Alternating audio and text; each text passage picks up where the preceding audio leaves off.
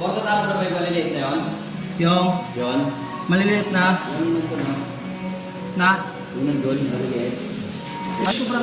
Yung sobrang liit pwede na itapon yan. Pero yung medyo malalaki, ikamata nyo dun sa may gilid ng gate.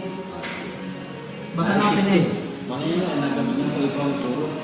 Pasuyo nga yan, let's, nung upuan. Lagay mo dyan. Dyan banda. Hindi, dito banda. Pag ganun, ayusin mo. Matulog ako eh. Tulog ka? Yan. Oo, masakit ulo ko eh. Ba't kaya nga? Tago ko na ako.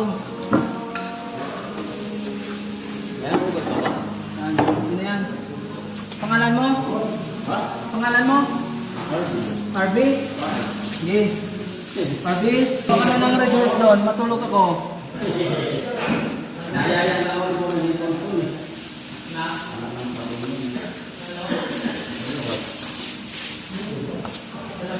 Ito, sa kanila. Ito nga kayo? Ayan, Harvey, tira ako ng lapis. Walang lapis yan, Harvey.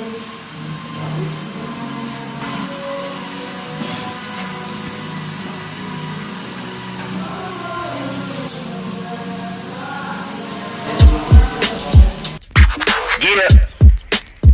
Came at 17. Damn.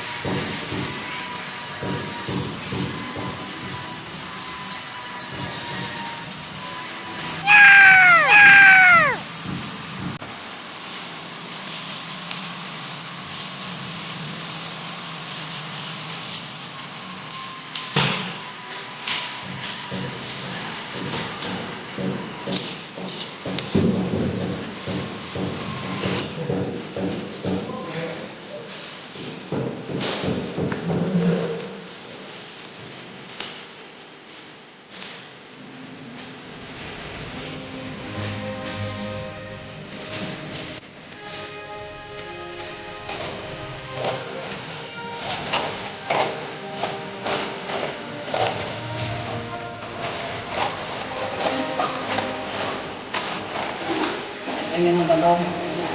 Yung halo. Repa.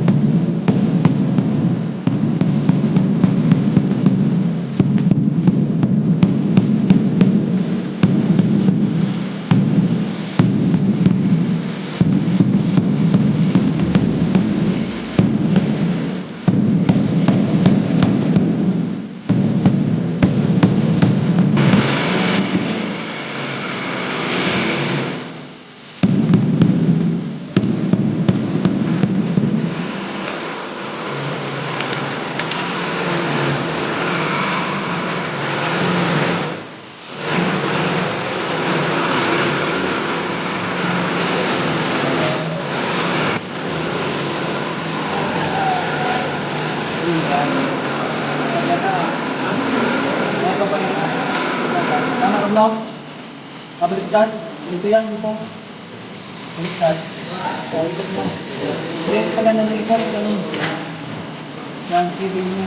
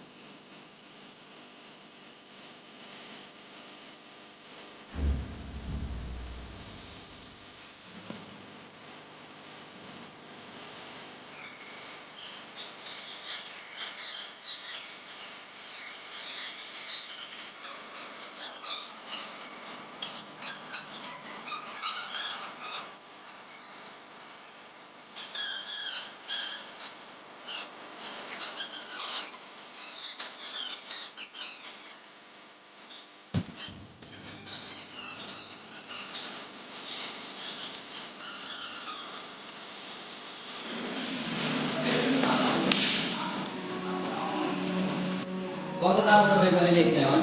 Yung Yun. maliliit na, Ano ito na? na, Yun doon, maliliit. yung sobrang liit pwede na itapon yan, pero yung medyo malalaki, ikamada nyo doon sa may gilid ng gate. Baka natin eh. Makanya nga, nagamit na ito ikaw puro. Eh, pasuyo nga yan, let's, nung upuan. Lagay mo dyan. Dyan, dyan banda. Hindi, dito banda. Pag ganun, ayusin mo, matulog ako eh. Oo, masakit ulo ko eh. Anong ubat kayo? Tago ko na ako. Anong ubat ka ba? Ano yan?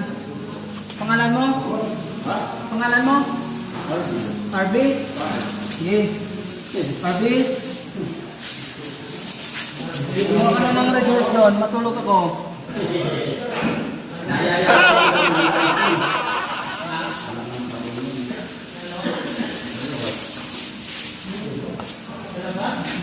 Doon sa kanila.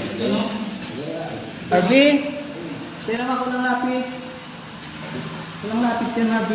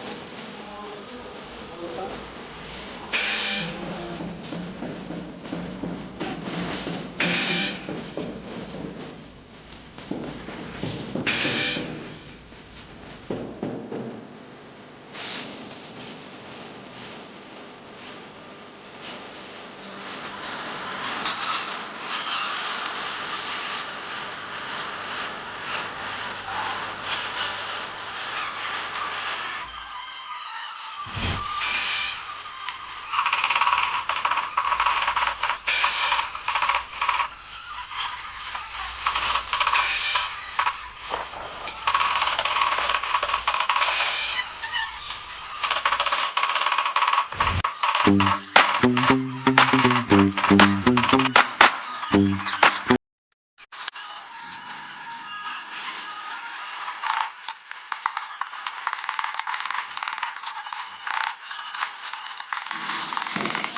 mga katigma, natapos na natin yung siroro ito sa ilalim ng hagdan.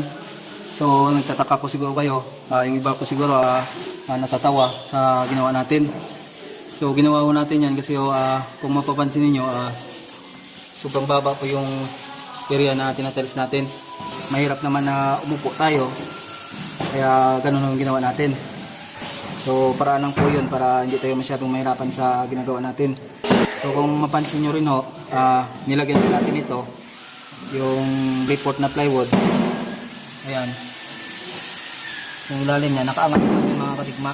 Baka sabihin ninyo, pinatuman natin agad yung tiles na pinapit natin. So hindi po. Kung mapapansin nyo, nakaangat po siya mga katigma. Ayan. So hindi po siya, kahit patungan natin siya, ayan, hindi po siya lalapat dun sa tiles na pinabit natin. So wala akong problema yun. Baka isipin nyo baka hindi quality yung ginawa natin. So ayan, kaya ginawa natin yan para makabit na natin yung isa doon. Kasi mahirapan tayo mga katigma kapag nag-tiles agad doon, tapos hindi natin masigo yung area na to. Baka pagdating doon sa dulo hindi na magtagpo yung tiles na yung marble natin. Malaking problema. Kaya kailangan matapos muna natin tong area na to. So kung mapapansin nyo rin, nilagyan natin ng kahoy doon. Gawa nga hong mahirap magpukpok ng rubber mallet natin. Kung mapapansin nyo, hindi na siya mapukpok ng todo. So kaya nilagyan natin dito para ito na yung pinukpok natin. Ayan. So naunawaan niyo po yung proseso na ginawa natin dito. Nahihirapan po kayo sa mga ganitong sitwasyon, naway nakapag-ambag po tayo ng technique kung paano gawin ito. Bago po tayo maghiwalay mga katigma, magpapasalamat po muna tayo dun sa mga subscribers natin na walang sawang pinapanood yung video na ina-upload natin araw-araw. Ayan. So third day na po tayo dito sa pag-install natin ng marble natin sa ground floor, sa flooring. So pangatlong araw na ho natin to. Ayan, so papunta na ho tayo dun bukas, dun sa dining area. Yan, so katuwang ho natin dyan si Uncle. Inibara na ng damit kasi mainit daw.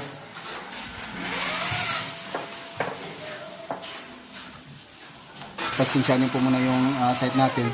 Medyo nagtambak na yung gamit dito. Gawa nga hong dito lang yung area na hindi pa nilalagyan ng marble. So konti-unti ho, alisin ho natin yan. Konti-unti po natin lilinisin. So ayan, bago tayo maghiwalay, magpapasalamat muna tayo dun sa mga subscribers natin na walang sawang pinapanood yung video na ina-upload natin. Maraming salamat po sa inyo. Tsaka sa mga silent viewers po natin na kahit paano hindi nagsasawa sa pagsuporta sa atin. Tsaka sa mga bago pa po na nakapasyal dito sa ating munting YouTube channel, naway kung nagustuhan niyo po yung video na ginagawa natin, naway i-click nyo po yung subscribe button at saka huwag kalimutang i-click yung all sa notification bell para maging updated kayo sa mga video na gagawin natin. So ayan lang po muna ngayon mga kadigma. Naway may napulot po kayong kalaman sa ginawa natin ngayon. At kung nagustuhan nyo po, pa-share na lang po sa inyong mga kaibigan o di kayo mga kakilala upang maibahagi po ninyo yung kalaman na ibinahagi rin natin sa inyo. So maraming salamat po ulit. God bless you po at mabuhay po kayong lahat.